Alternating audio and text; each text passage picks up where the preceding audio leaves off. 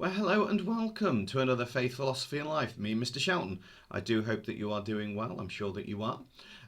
We are going to be thinking about mysteries of faith, and that's what we've been thinking about over the last few lessons. We've thought about Holy Week as well, and today we're going to be thinking about the mystery of the crucifixion. Now, some of you that have been following Faith, Philosophy and Life for some time will know that we have done the crucifixion previously with the Apostles' Creed. Well, yes, that's very true. We did cover that in another unit, but we are going to spend two more lessons on the crucifixion because, well, let's just say it was a kind of important event in Jesus' life.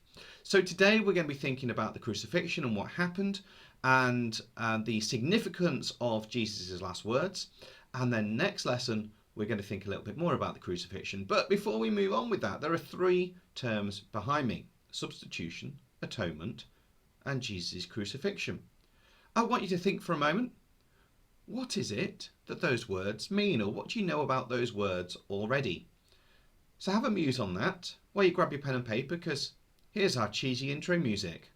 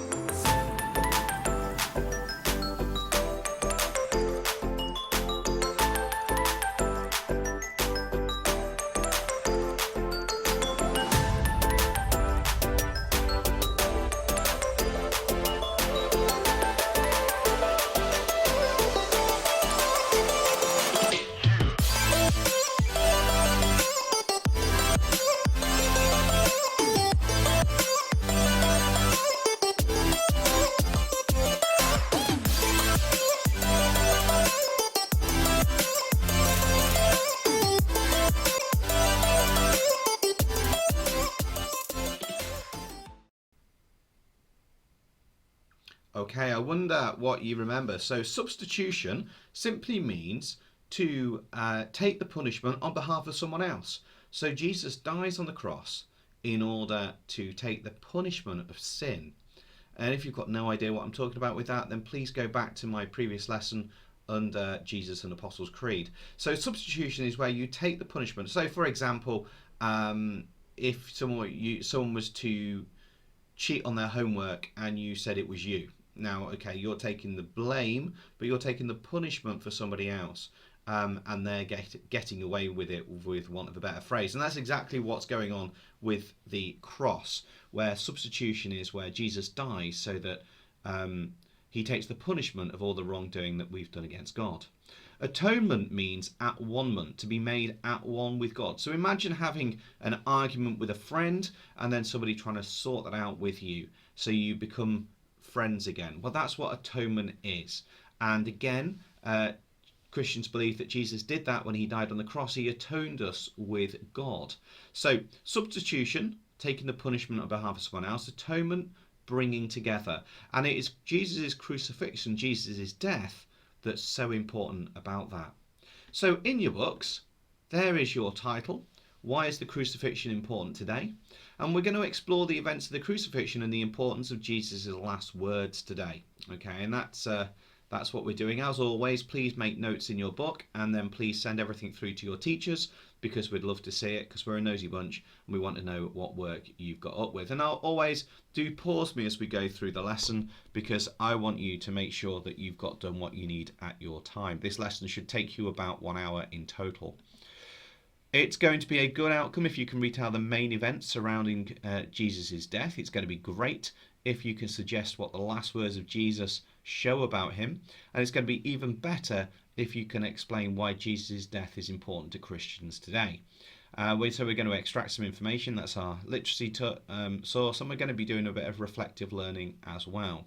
During today's lesson then, we've got a sequence activity. We're going to look at some famous last words, a bit of biblical analysis, and then a recap again, linking back to some previous learning. So to start off with then, here are a number of things that happen in Jesus' life. I want you to see if you can work out what they are. They do tie back to some of the work we've done recently and some other work that's just sort of general knowledge. So write down A to E in your books in the order you think they go, and then come back to me. So pause me now and let's get that done.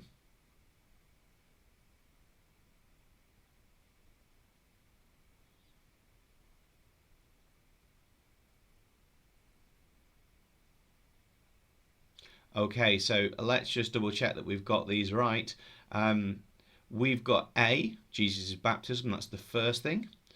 B, Jesus rode into Jerusalem on a donkey, that's the second thing. C, Jesus turned the tables over in the temple, that's the third thing. But here's the trick. E comes next with the Last Supper, and D, Jesus was arrested. I wonder if you got those right. Obviously, the only last two were slightly out there, and that was done quite deliberately to see how well you know those events. Okay, the next thing then is we're going to look at these famous last words. Now, in the description below, you'll find a link, and that will give you all of these on a PDF document so you can see them a little bit clearer than what's behind me.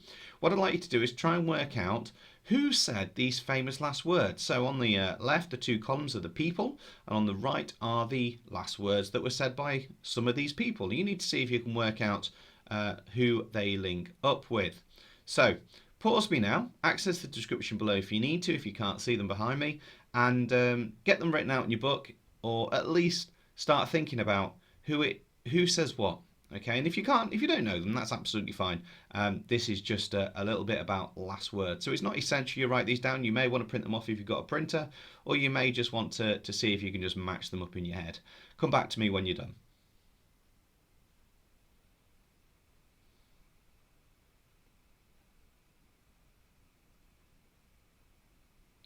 Okay, so these are our famous last words. I'm bored with it all. That was what Winston Churchill apparently said. I want nothing but death. Jane Austen. It's a very beautiful over there. Thomas Edison. Love one another was George Harrison. So now all is gone. Empire, body and soul. Apparently Henry VIII said that. And lastly, money can't buy life. That's by Bob Marley. So what I want you to do now, and this is really where I want you to think about it, so I want you to choose one of these and write it in your book. And I want you to say, what does that show about that person's life or values? Let me give you an example here. Love one another, George Harrison. Okay, love one another simply is showing that what's the most important thing to George Harrison? Well, caring for other people, caring for the community, caring for the world. That's really what that last phrase is all about. So I want you to have a look at those now, and I'd like to choose one of them, write it down, and explain what you think that shows about that person's values. So give yourself a couple of minutes and come back to me when you're done.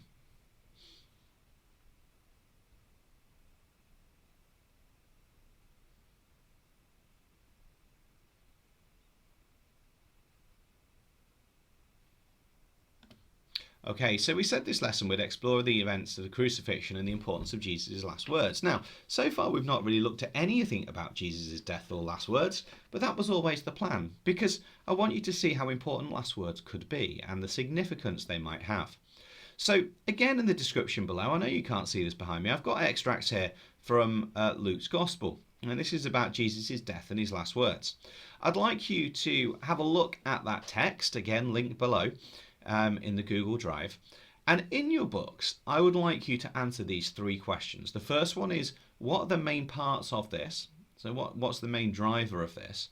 What were Jesus' last words? So what were the phrase Jesus has said in this passage? And what do these words show about his values and beliefs? Okay, so that's going to take you 10-15 minutes or so to do that. So get a hold of that description, that document, should I say, and answer those three questions in your book. And when you're done, come back to me.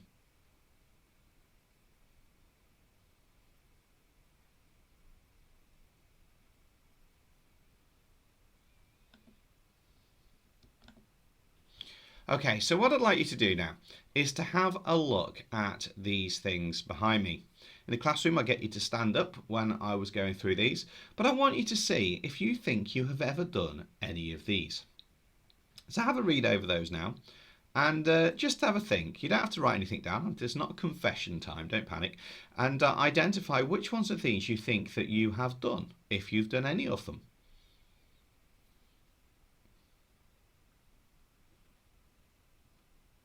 Okay, hold those in your mind. I'm going to move on. So if you haven't finished, pause me now.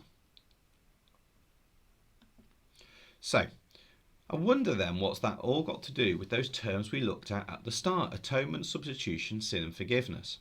Now, the Bible says that everyone has sinned and fallen short of the glory of God. Every single person has probably done one of those things, at least one of those things. Probably not all of them, hopefully. And if you have done some of them, that's slightly concerning. But I'm sure some of those you have done. So, since everyone has done things that displease God according to the Bible, then atonement, substitution, sin, and forgiveness are absolutely important because we're not right with God. We do have the punishment, which would be death. We have sinned, which is rebellion against God, and we do need forgiveness. So, what I'd like you to do is I'd like you to choose two of those and explain in your book how they fit with Jesus' last words. Okay, so have a think about that now and give that a go. That's quite a challenging task, I get that. But you need to go back to your Jesus' last words and you need to think, how do these words fit that? So pause me now while you get that done and then come back to me.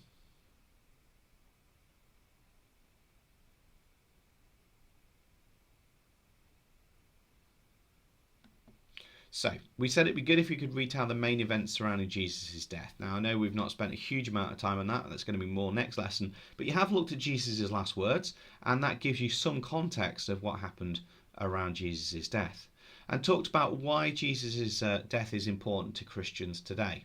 And that's very much where we are going to end.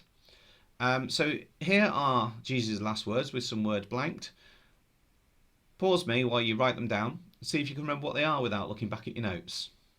So get those written down and see if you can work out what the blanks are.